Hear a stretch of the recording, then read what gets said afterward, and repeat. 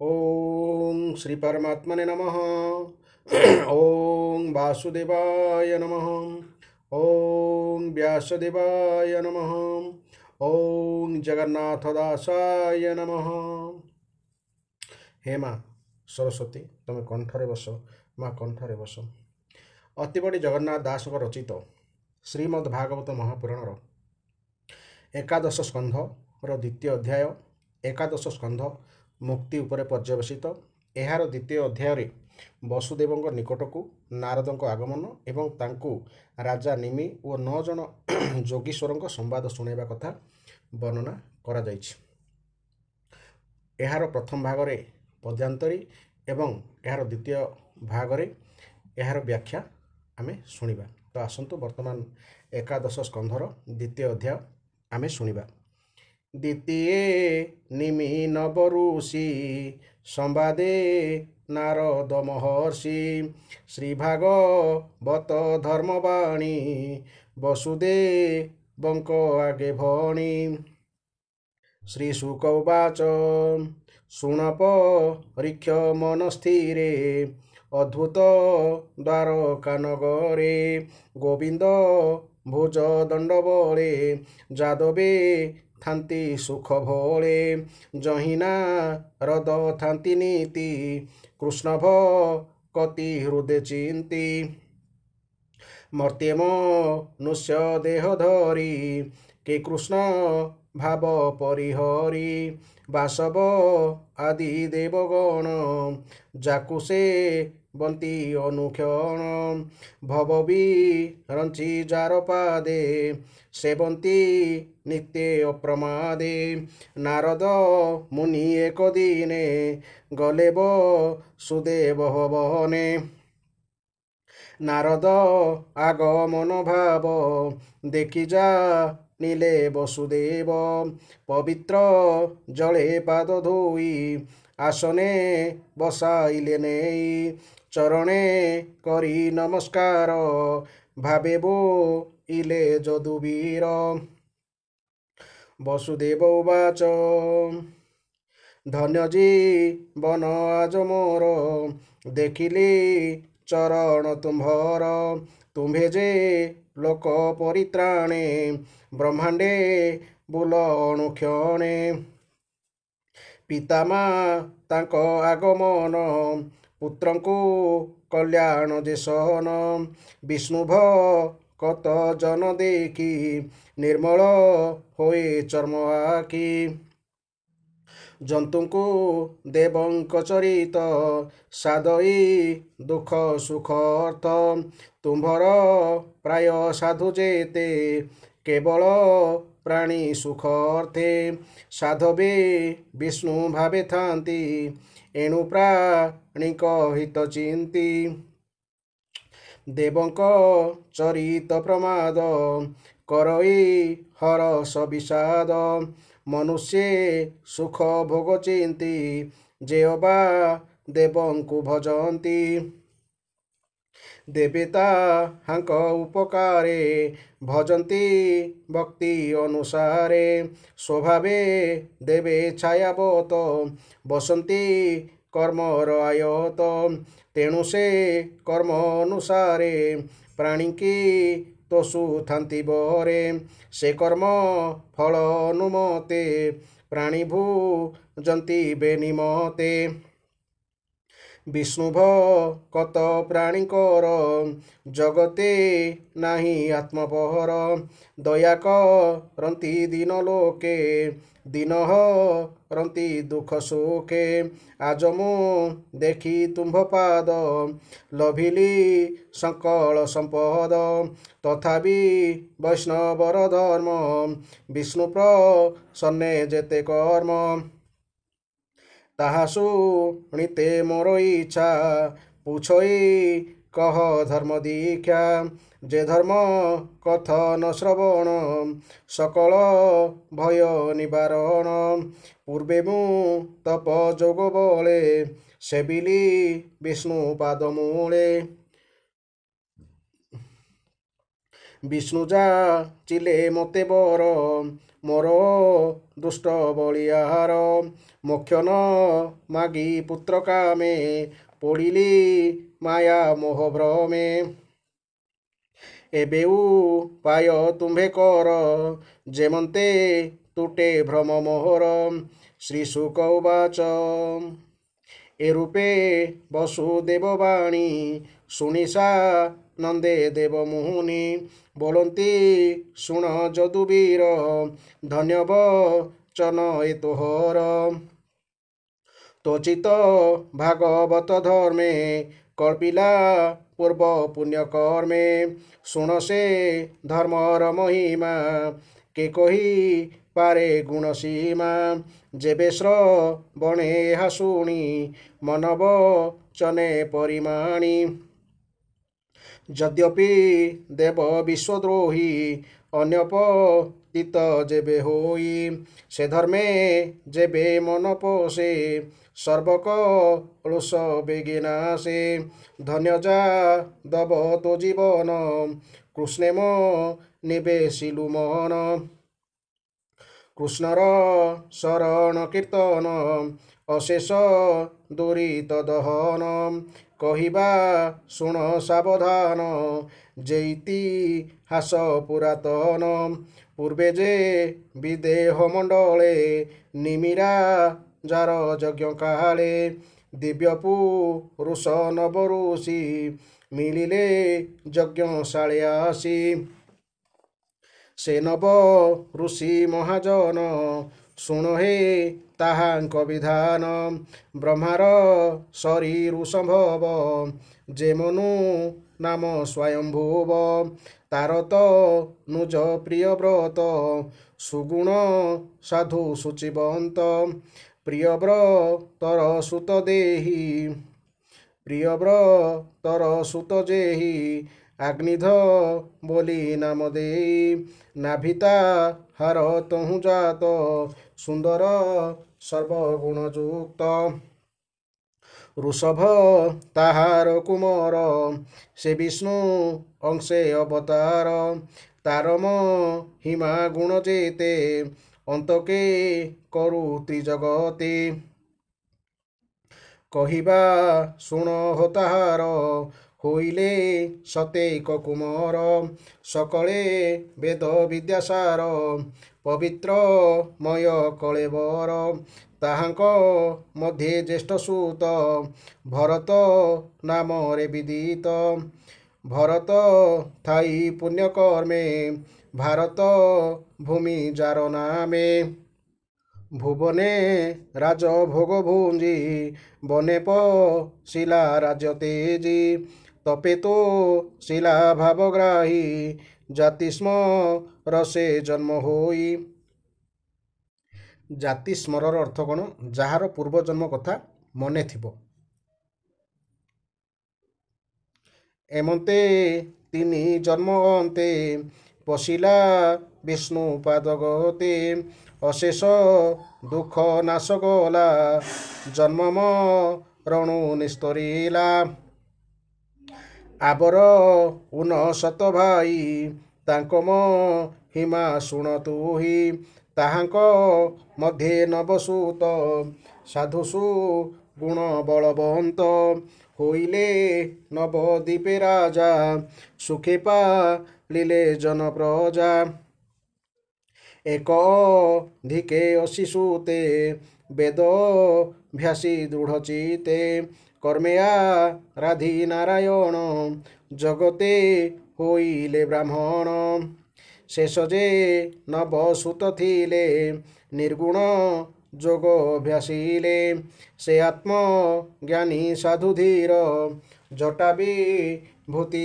ଦିଗମ୍ବର ମିତ୍ର ଇରି ପକ୍ଷ ସମ ଶୁଣ ହୋ ତାହାଙ୍କର ନାମ ସେ କବି ହରି ଅନ୍ତରୀକ୍ଷ ଏ ତିନି ଜ୍ଞାନେ ଧ୍ୟାନ ଦକ୍ଷ ପ୍ରବୁଧ ଯେ ବିପଳାୟନ ଷଷ୍ଠରେ ଆବିହ୍ରୋତ୍ର ନାମ ଦ୍ରୁମିଳ ଚମସ ଏ ଦୁଇ କରଭା ଜନ ନବ ହୋଇ ଏମନ୍ତେ ନବ ସହଦରେ ଆନନ୍ଦେ ଭ୍ରମନ୍ତି ସଂସାରେ। ତାହାଙ୍କ ମନ କୃଷ୍ଣ ଦେହେ କପଟ ତେଜି ଏକ ସ୍ନେହେ ଦେଖନ୍ତି ସର୍ବଜୀବ ଦେହେ ଏକାଗୋ ବିନ୍ଦ ଆନନୋହେ ପରମ ଆତ୍ମା ଭାବେ ମଜି ଏକାଗୋ ବିନ୍ଦ ପାଦେ ଭଜି। ସେ ଅଭ୍ୟାହତ ଇଷ୍ଟଗତି ଏମନ୍ତେ ନବ ବିପ୍ରଥାନ୍ତି। ଅବ୍ୟାହତ ଇଷ୍ଟଗତି ଅର୍ଥାତ୍ ଯେ ଅବାଧରେ ଯେଣେ ଇଚ୍ଛା ତେଣେ ଯାଇ ପାରନ୍ତି। ସିଦ୍ଧଗ ଧର୍ମ ସୁର ମେଳେ ଯକ୍ଷ କି ନର ରସାତଳେ ଶିବସୁ ରବି ପୁରେ ଯାଆନ୍ତି ବ୍ରହ୍ମାର ଭୁବନେ ମିଳନ୍ତି। ଶିବ ସୁରଭି ପୁରେ ଅର୍ଥାତ୍ ଶିବଙ୍କ ପୁର ଏବଂ ଗୋରୁମାନଙ୍କ ପୁର। ଏ ଆଦି ନାନା ଦେଶ ପୁରେ ଭ୍ରମନ୍ତି ନବ ସହଦରେ ସେ ନବ ମୁନି ଏକ ଦିନେ ମିଳିଲେ ନିମି ଯଜ୍ଞ ସ୍ଥାନେ ତାହାଙ୍କୁ ଯଜ୍ଞ ସ୍ଥାନେ ଦେଖି ଜନକ ଆସନ ଉପେକ୍ଷି। ଏଠି ଜନକର ନାମ ବିଦେହ ରାଜା ନିମିଙ୍କ ପାଇଁ ବ୍ୟବହାର କରାଯାଇଛି। ଦେଖିଲା ଦିବ୍ୟ ତେଜମୟେ ରବିଶ ସାଙ୍କ ସରିନୋହେ ଅଗ୍ନି ଯେ କୁଣ୍ଡ ମଧ୍ୟ ଥିଲେ ବିପ୍ରଙ୍କ ସଙ୍ଗତେ ଉଠିଲେ ଜାଣିଲା ବିଦେହ ରାଜନ ଏ ସର୍ବେ କୃଷ୍ଣ ପରାୟଣ। ଆନନ୍ଦ ମନେ ନୃପବର ପୂଜିଲା ମୁନିଙ୍କ ପୟର ପ୍ରଣାମ କରି ତାଙ୍କ ପାଦେ ଆସନେ ବସାଇ ଆନନ୍ଦେ ଦେଖଇ ରୂପ ତାହାଙ୍କର ଯେସନେ ବ୍ରହ୍ମାଙ୍କ କୁମର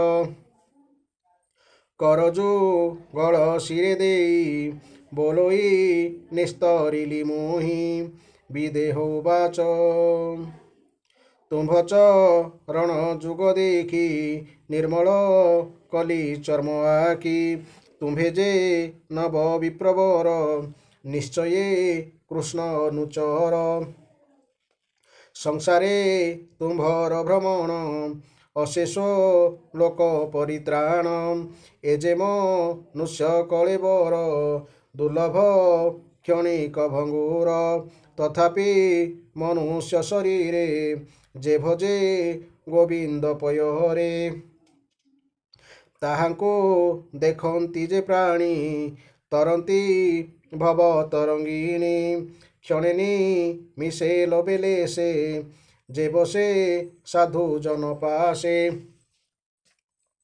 ଚିତେ ଚିନ୍ତଇ କୃଷ୍ଣ ଭାବ ତାହାକୁ ବୋଲି ନିଧି ଲାଭ ସେ ଲାଭ ତୁମ୍ଭର ବଚନ ମୁଁ ଯେବେ ଶୁଣିତେ ଭାଜନ ଯେ ଧର୍ମ ଆଚରିଲେ ପାଣି ନିଶ୍ଚେଲ ଭନ୍ତି ଚକ୍ରପାଣେ ସେ ହରି ଯେଣେ ବସ ହୋଇ ତାହାଙ୍କୁ ଆତ୍ମଦାନ ଦେଇ ସେ ଧର୍ମ କହ ମୁନି ମତେ ଏ ମାୟା ନ ଲାଗେ ଯେମନ୍ତେ ନାରଦ ଉବାଚ ଏମନ୍ତେ ନିମି ବାକ୍ୟ ଶୁଣି ବୋଲନ୍ତି ନବ ମହାମୁନି ଶୁଣ ହେ ରାଜା ଏକ ଚିତେ ଯାହା କହିଲେ ଭାଗବତୀ।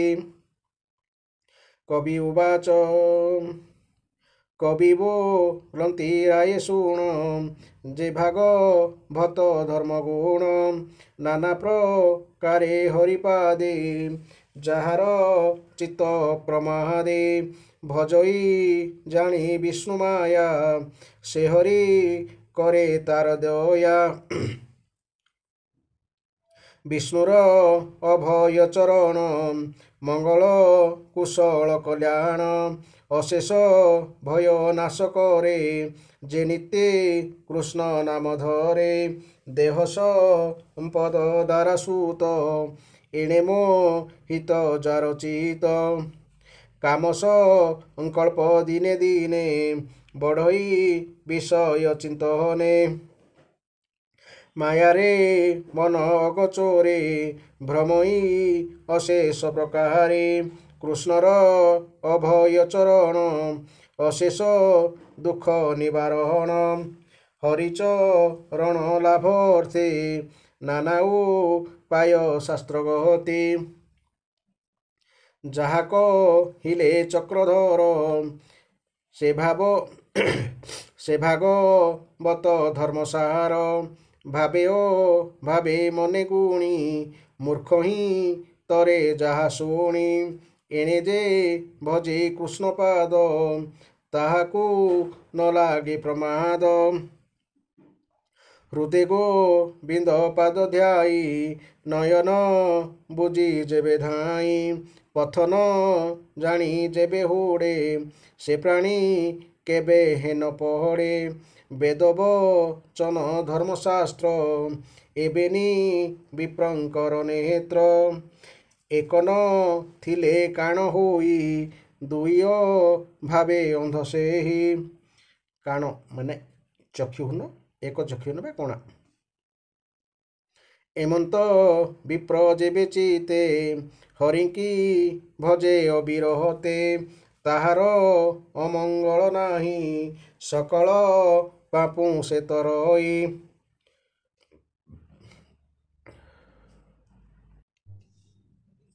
এমন্তে ভাগবত তত্ত্ব ঈশ্বর বচন ନିର୍ମିତ ଏହା ଯେ ନ କରନ୍ତି ପ୍ରାଣୀ ଧର୍ମ ସଂଶୟ ମନେ ଗୁଣି କେବେ ନାହିଁ ସୁଖ ଲେଶ ଉଭୟ ଲୋକେ ସେ ନିରାଶ ମନ ବଚନ ଦେହ ଚିତ ଅବାଇ ଇନ୍ଦ୍ରିୟ ବୁଦ୍ଧିକୃତ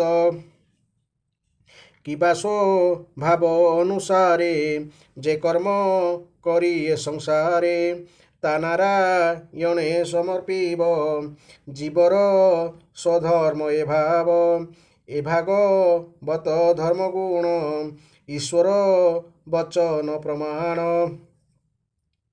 এণে সকল জ্ঞান পাই অজ্ঞান তম নাশ যাই শুণবি দেহ মহিপতি যে হরি ভাব ন জাଣନ୍ତି নানা প্রকারে তপ করে সে পাଣି সংসারু ন তরে হরিবি মুখ প্রাণী যেতে ସେତାନ୍ତି ପଶୁଙ୍କ ସଙ୍ଗ ହତେ ତାହାଙ୍କୁ ମୋହେ ବିଷ୍ଣୁ ମାୟା ବିଷୟା ରସେ ବଡ଼େ ସ୍ପୃହା ଦେହକୁ ବସ୍ତୁ ପ୍ରାୟ ମଣେ ବୈରୀ ମିତ୍ର ପରିମାଣେ ଭ୍ରମଇ ଶୋକ ମୋହପୋଥେ ଅଜ୍ଞାନ ବୁଦ୍ଧି ଭ୍ରମଗ୍ରସ୍ତେ ତେଣୁ ସଂସାରେ ମୋହେ ଜଳି ଦୁଃଖ ସଙ୍କଟେ ଥାନ୍ତି ପହରି ଯାର ମାୟାରେ ଏତେ ଗତି ତା ଭାବ ବୁଦ୍ଧ ଜନେ ଚିନ୍ତି কৃষ্ণ ভজন্তি এক মনে নির্মল ধ্যান তত্ত্বজ্ঞানে গুরুଙ୍କୁ ইষ্ট দেব ভাবে মনে চিন্তନ୍ତି জ্ঞান লাভে জীব জ্ঞান ভাব দেখ দুঃখକୁ মনে মহাসুখ যেসনে স্বপ্ন মনোরথে ভ্রমই নিদ্রা রয়তে মনই সত্য প্রায় তাহা মন বিলাস মাত্র মায়া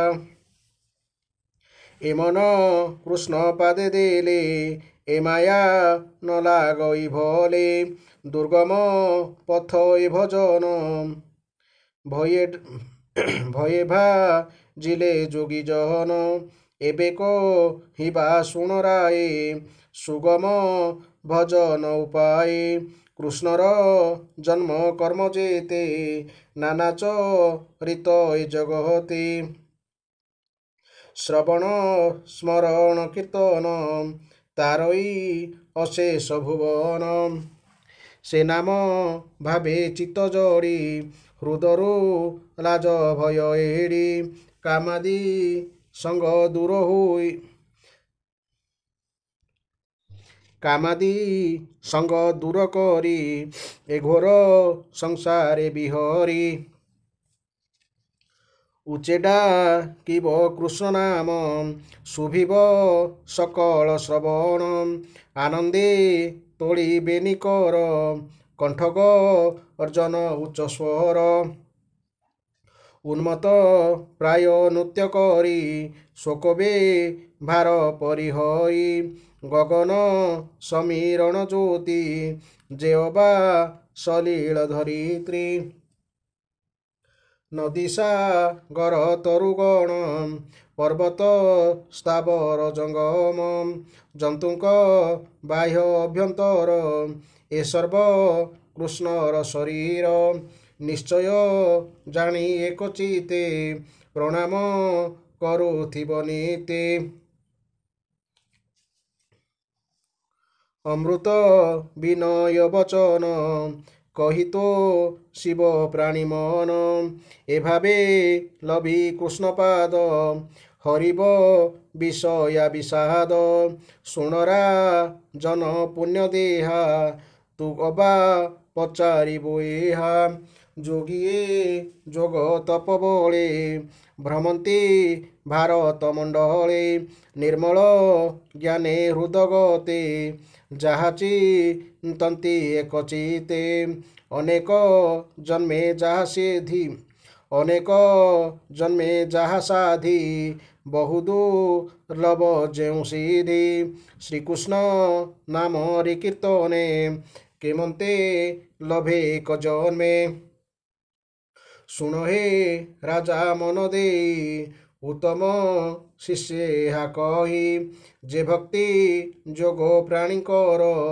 ଶ୍ରବଣ କୀର୍ତ୍ତନ ଗୋଚର ଏଣୁ ସେ ତତ୍ତ୍ୱଜ୍ଞାନ ସ୍ଫୁରେ ବିଷୟ ରସନ ସୁମରେ ପରମ ପ୍ରେମ କୁଲ ଭଇ ଏ ତିନି ଏକ କାଳେ ହୋଇ ବଢ଼ଇ ଦିନେ ଦିନେ ଜ୍ଞାନ ଜନ୍ତୁଙ୍କୁ ଭୋଜନେ ଯେସନ ଅର୍ଣ୍ଣଭୋ ଜନେ ପ୍ରତିଗ୍ରାସ କ୍ଷୁଧାପି ପାଶା करे ନାଶ ତଦନ୍ତେ ତୁଷ୍ଟି ପୁଷ୍ଟି ଲଭେ ସୁଖ ଦୟ ହୁଏ ତେବେ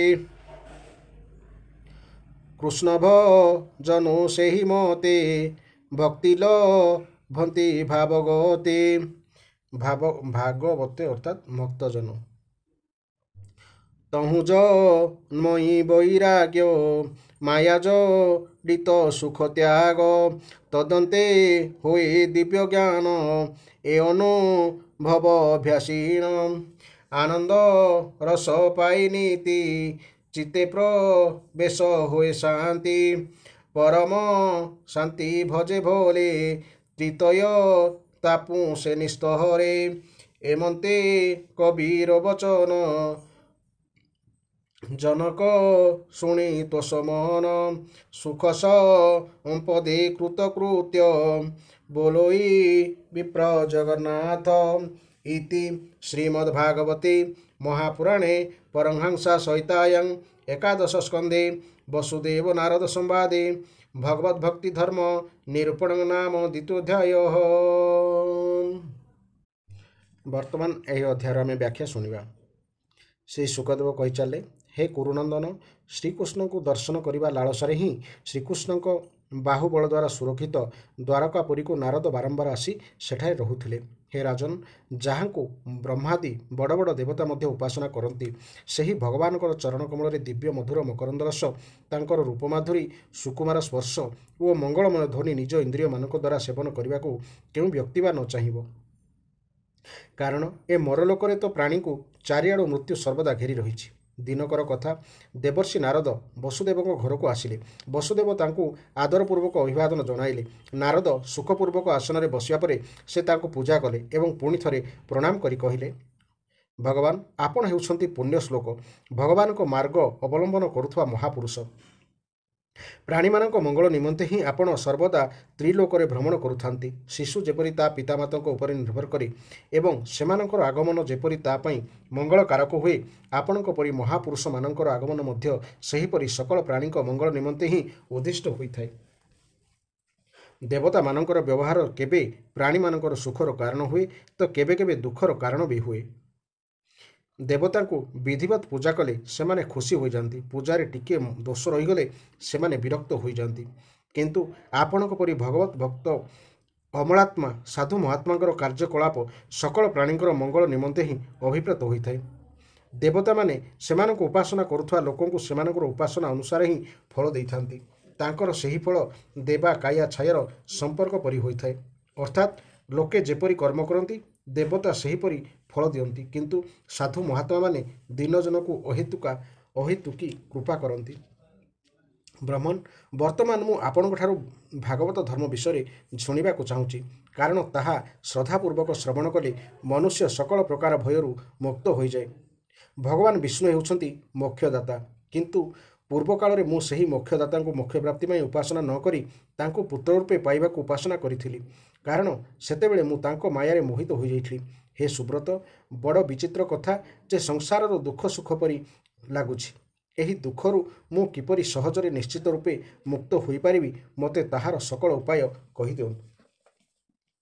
ଶ୍ରୀ ଶୁକଦେବ କହିଲେ, ହେ ରାଜନ୍, ବୁଦ୍ଧିମାନ ବସୁଦେବ ଏପରି ପଚାରିବାରୁ ଦେବର୍ଷି ନାରଦ ଭଗବାନଙ୍କର କଲ୍ୟାଣମୟ ଗୁଣ ସବୁ ସ୍ମରଣ କରି କରି ତନ୍ମୟ ହୋଇଗଲେ। ପ୍ରେମ ପରିପୂରିତ ହୃଦୟରେ ସେ ତାଙ୍କୁ କହିଲେ, ହେ ଯଦୁକୁଳ ଶ୍ରେଷ୍ଠ, ସକଳ ବିଶ୍ୱର କଲ୍ୟାଣକାରୀ ଭାଗବତ ଧର୍ମ ବିଷୟରେ ମୋତେ ଆପଣ ଯେଉଁ ପଚାରିଲେ ତାହା ନିଶ୍ଚିତ ରୂପେ ସୁନ୍ଦର ବିଷୟଟିଏ ପଚାରିଲେ। ହେ ବସୁଦେବ, ଭାଗବତ ଧର୍ମ ହେଉଛି ଏପରି ଏକ ବସ୍ତୁ ଯେ ତାହା କର୍ଣ୍ଣରେ ଶ୍ରବଣ କରିବା ମାତ୍ରେ, ମୁଖରେ ଉଚ୍ଚାରଣ କରିବା ନିମନ୍ତେ, ଚିତ୍ତରେ ସ୍ମରଣ କରିବା ମାତ୍ରେ, ତାହାକୁ ହୃଦୟରେ ଆଦର ଓ ଅନୁମୋଦନ କରିବା ମାତ୍ରେ ହିଁ ମନୁଷ୍ୟ ପବିତ୍ର ହୋଇଯାଏ। ଭାଗବତ ଧର୍ମର ଏପରି ପ୍ରଭାବ ଯେ ତାହା ଅବଲମ୍ବନ କଲେ ଜୀବ ଯେତେ ବଡ଼ ଦୁଷ୍ଟ ହୋଇଥିଲେ ବି ତତ୍କ୍ଷଣାତ୍ ପବିତ୍ର ହୋଇଯାଏ। ଭଗବାନ ହେଉଛନ୍ତି ପରମ କଲ୍ୟାଣକର ସ୍ୱରୂପ। ତାଙ୍କର ନାମ ଶ୍ରବଣ କୀର୍ତ୍ତନ ବହୁ ପୁଣ୍ୟ ପ୍ରଦାନ କରେ। ଏହି ପ୍ରଶ୍ନ ପଚାରି ଆପଣ ମୋତେ ସେହି ଦେବାଦିଦେବ ଆଦି ପୁରୁଷ ଭଗବାନଙ୍କ ନାରାୟଣ କଥା ସ୍ମରଣ କରାଇଦେଲେ। ଏ ବିଷୟରେ ମୁଁ ଗୋଟିଏ ପ୍ରାଚୀନ ଇତିହାସ ଉପାଖ୍ୟାନ ଆପଣଙ୍କୁ କହୁଛି। ସେଥିରେ ବିଦେହ ରାଜା ମହାତ୍ମା ନିମି ଓ ଋଷଭ ଦେବଙ୍କ 9 ପୁତ୍ରଙ୍କର, ଯୋଗୀଶ୍ୱରମାନଙ୍କର କଥୋପକଥନ ରହିଛି। ପୂର୍ବ କାଳରେ ସ୍ୱୟଂଭୁବ ମନୁଙ୍କ ପୁତ୍ର ଥିଲେ ପ୍ରିୟବ୍ରତ। ପ୍ରିୟବ୍ରତଙ୍କ ପୁତ୍ର ଥିଲେ ଅଗ୍ନିଧ୍ର। ଅଗ୍ନିଧ୍ରଙ୍କ ପୁତ୍ର ନାଭି। ନାଭିଙ୍କ ପୁତ୍ର ଥିଲେ ଋଷଭଦେବ। ସେହି ଋଷଭଦେବଙ୍କୁ ଭଗବାନ ବସୁଦେବଙ୍କର ଅଂଶଅବତାର ବୋଲି ସ୍ୱୀକାର କରାଯାଏ। ସେ ମୋକ୍ଷ ଧର୍ମ ଉପଦେଶ ଦେବା ନିମନ୍ତେ ହିଁ ଅବତୀର୍ଣ୍ଣ ହୋଇଥିଲେ। ତାଙ୍କର 100 ପୁତ୍ର ଥିଲେ। ସେମାନେ ସମସ୍ତେ ଥିଲେ ବେଦରେ ପାରଦର୍ଶୀ ବିଦ୍ୱାନ। ସେମାନଙ୍କ ମଧ୍ୟରେ ଭରତ ଥିଲେ ସବୁଠାରୁ ବଡ଼। ସେ ଥିଲେ ଭଗବାନ ନାରାୟଣଙ୍କର ଜଣେ ପ୍ରିୟ ଭକ୍ତ। ତାଙ୍କରି ନାମ ଅନୁସାରେ ଏହି ଦେଶ ଭାରତବର୍ଷ ନାମରେ ପ୍ରସିଦ୍ଧ ହୋଇଛି। ରାଜର୍ଷି ଭାରତ ସମଗ୍ର ଭୂମଣ୍ଡଳରେ ରାଜତ୍ୱ କରୁଥିଲେ। ଶେଷରେ ସେ ରାଜ୍ୟ ତ୍ୟାଗ କରି ଭଗବତ ଆରାଧନା କରିବାକୁ ବନକୁ ଚାଲିଗଲେ। ସେଠାରେ ସେ ଭଗବାନଙ୍କୁ ଉପାସନା କଲେ ଏବଂ 3 ଜନ୍ମରେ ସେ ଭଗବତ ପ୍ରାପ୍ତି କଲେ। ତାହାଙ୍କୁ ଦ୍ୱିତୀୟ ଜନ୍ମରେ ହରିଣ ଯୋନି ମିଳିଥିଲା। ତୃତୀୟ ଜନ୍ମରେ ସେ ବ୍ରାହ୍ମଣ କୁଳରେ ଜନ୍ମି ଜଡ଼ ଭରତ ନାମରେ ବିଖ୍ୟାତ ହୋଇଥିଲେ। ଭରତଙ୍କ ଛଡ଼ା ଋଷଭ ଦେବଙ୍କର ଅନ୍ୟ 99 ପୁତ୍ରଙ୍କ ମଧ୍ୟରୁ 9 ଜଣ ପୁତ୍ର ଭାରତବର୍ଷର ବିଭିନ୍ନ ଦିଗରେ ଥିବା 9ଟି ଦ୍ୱୀପର ଅଧିପତି ହୋଇଥିଲେ। 81 ଜଣ କର୍ମକାଣ୍ଡର ରଚୟିତା ହୋଇ ଅଗ୍ନିହୋତ୍ରୀ ବ୍ରାହ୍ମଣ ହୋଇଥିଲେ। ଅବଶିଷ୍ଟ 9 ଜଣ ପରମାର୍ଥ ତତ୍ତ୍ୱର ପ୍ରଚାରକ ମହାଭାଗ୍ୟବାନ ସନ୍ନ୍ୟାସୀ ହୋଇଗଲେ।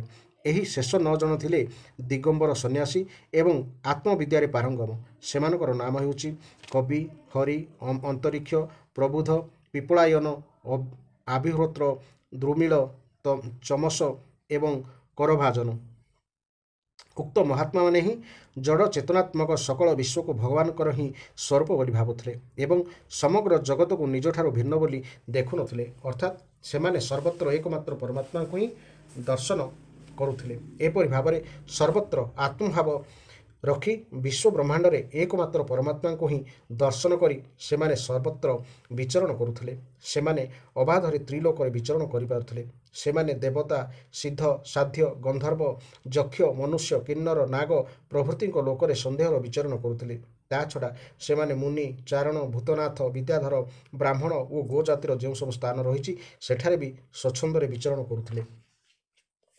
ଏପରି ସ୍ୱାଭାବିକ ବିଚରଣ କରୁ କରୁ ଥରେ ସେହି 9 ଜଣ ଯୋଗୀଶ୍ୱର ଯାଇ ରାଜା ନିମିଙ୍କ ଯଜ୍ଞସ୍ଥଳରେ ପହଞ୍ଚିଗଲେ। ସେତେବେଳେ ଏହି ଅଜନାଭ ବର୍ଷ ବା ଭାରତବର୍ଷରେ ମହାତ୍ମା ନିମି ବଡ଼ ବଡ଼ ଋଷିମାନଙ୍କୁ ଡକାଇ ଏକ ଯଜ୍ଞ କରୁଥିଲେ।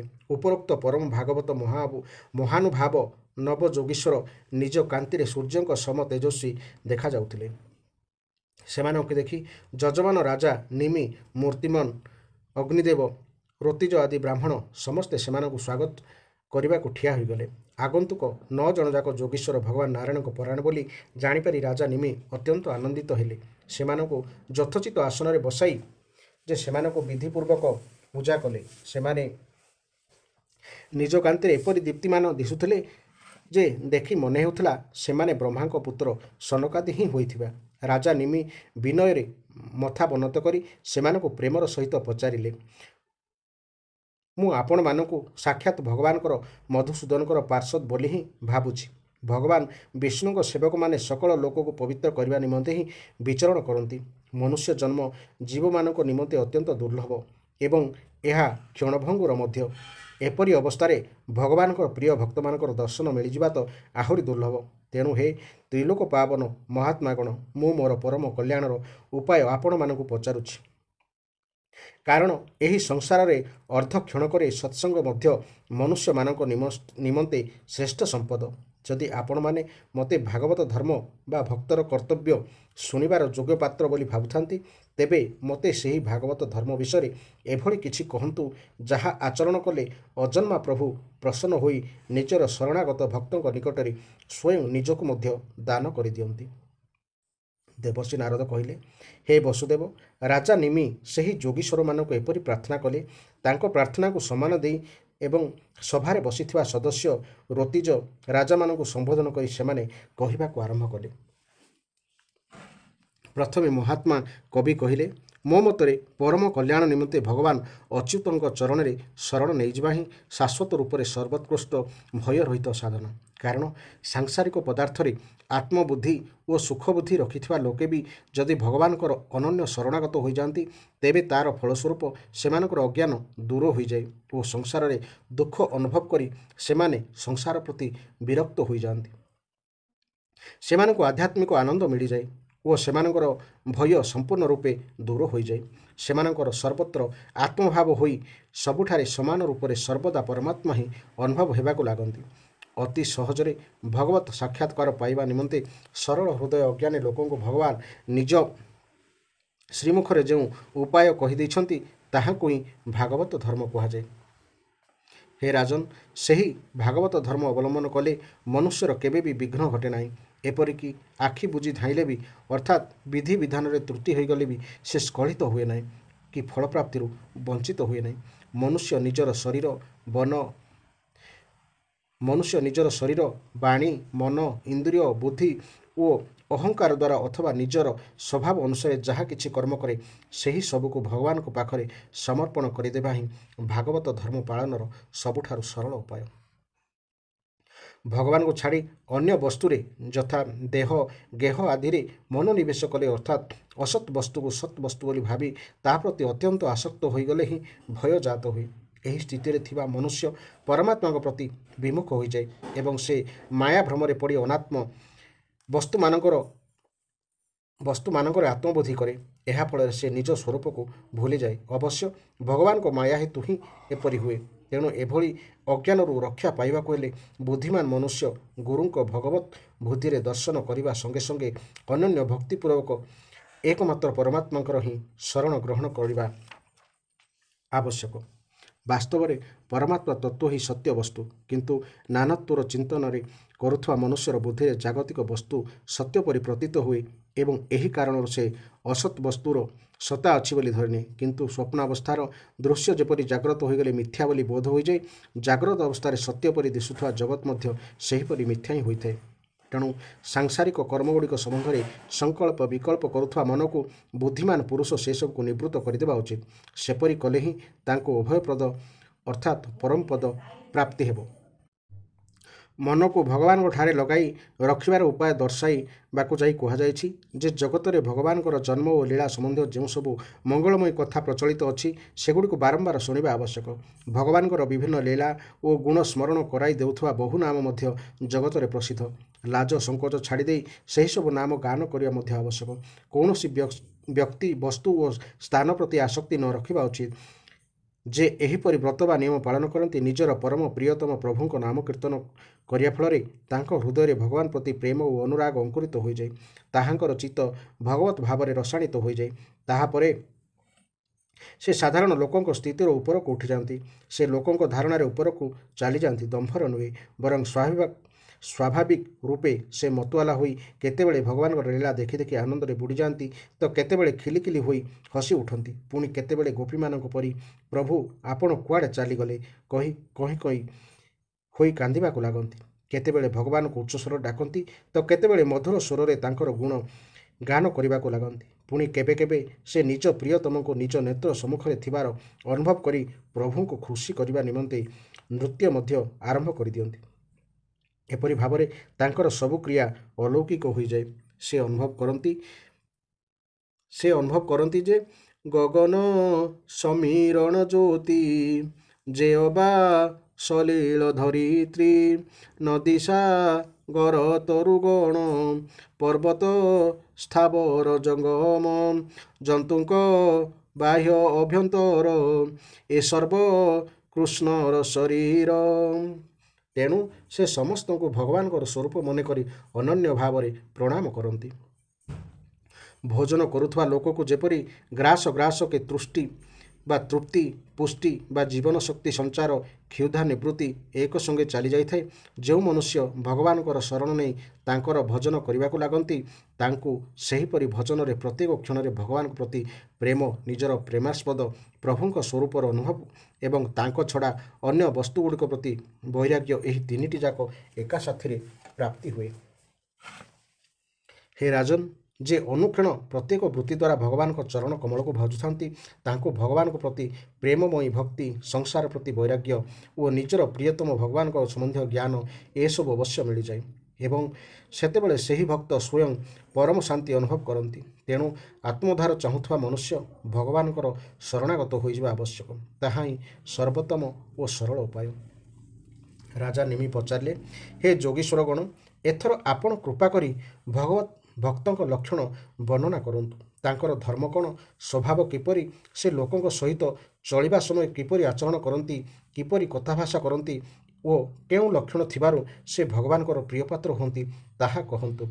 ନ ଯୋଗୀଶ୍ୱରଙ୍କ ମଧ୍ୟରୁ ଦ୍ୱିତୀୟ ଭାଇ ହରି କହିଲେ, ହେ ରାଜନ, ସକଳ ଦେହେ ନାରାୟଣ ବସନ୍ତି ଅନାଦି କାରଣ ସେ ନାରାୟଣ ଦେହ ଗତେ ବସନ୍ତି ଭାବ ଅନୁମତେ ଏଭାବେ ଦୃଢ଼ ଯାର ମନ ଶ୍ରୀ ପ୍ରାଣୀ ଭକତ ଉତ୍ତମ ଈଶ୍ୱର ଠାରେ ପ୍ରେମ କରେ ମିତ୍ର ଭାବନା ସାଧୁଠାରେ କରୁଣା ଅଜ୍ଞାନ ଲୋକରେ କରେ ଉପେକ୍ଷା ଶତ୍ରୁଠାରେ ସେ ଭକ୍ତ ମଧ୍ୟମ ଅଟଇ ଯେଣୁ ସେ ଭେଦକୁ ଦେଖଇ ପ୍ରତିମା ଠାରେ ଶ୍ରଦ୍ଧା ବହି ହରିପୁ ଯାକୁ ଯେ କରଇ ନ ସେବେ ବିଷ୍ଣୁର ସେବକ ଇତର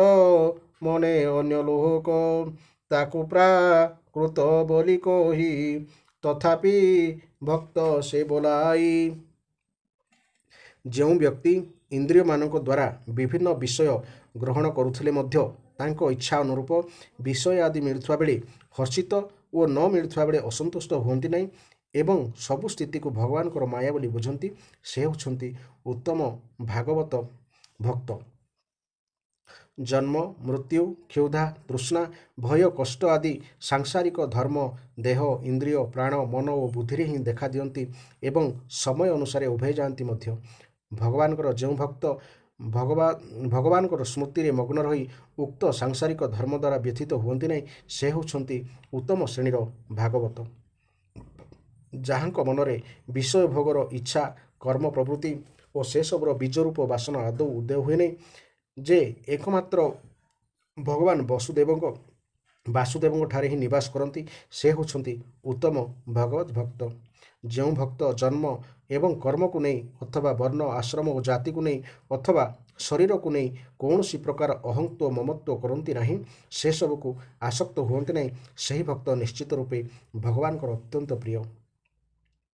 ଯାହାଙ୍କର ଧନ ଓ ଶରୀର ଆଦିରେ ଆସକ୍ତି ନଥାଏ, ଯେ ଏ ମୋର ନିଜର ସେ ପର ଏପରି ଭେଦଭାବ ରଖନ୍ତି ନାହିଁ, ତଥା ଯେ ସର୍ବତ୍ର ସମଭାବରେ ଏକମାତ୍ର ପରମାତ୍ମାଙ୍କୁ ହିଁ ଦେଖନ୍ତି ଏବଂ ଘଟଣା ବା ସଂକଳ୍ପ ଯାହା ହେଉନା କାହିଁକି ସର୍ବଦା ଶାନ୍ତ ରହନ୍ତି, ସେ ହେଉଛନ୍ତି ନିଶ୍ଚିତ ରୂପେ ଭଗବାନଙ୍କର ଉତ୍ତମ ଭକ୍ତ।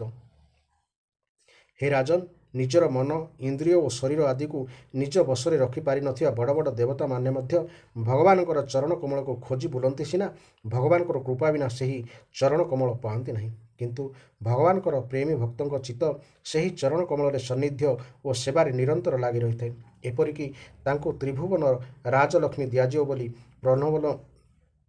ପ୍ରଲୋଭନ ଦେଖାଇଲେ ବି ସେ ଭଗବତ ସ୍ମୃତି ଛାଡ଼ନ୍ତି ନାହିଁ। ସେ ସେହି ରାଜଲକ୍ଷ୍ମୀ ଆଡ଼କୁ ଦୃଷ୍ଟି ବି ଦିଅନ୍ତି ନାହିଁ। ସେପରି ଭକ୍ତଙ୍କ ଠାରୁ ଭଗବାନ ଅଧ ନିମିଷେ ମଧ୍ୟ ଦୂରେଇ ଯାଆନ୍ତି ନାହିଁ।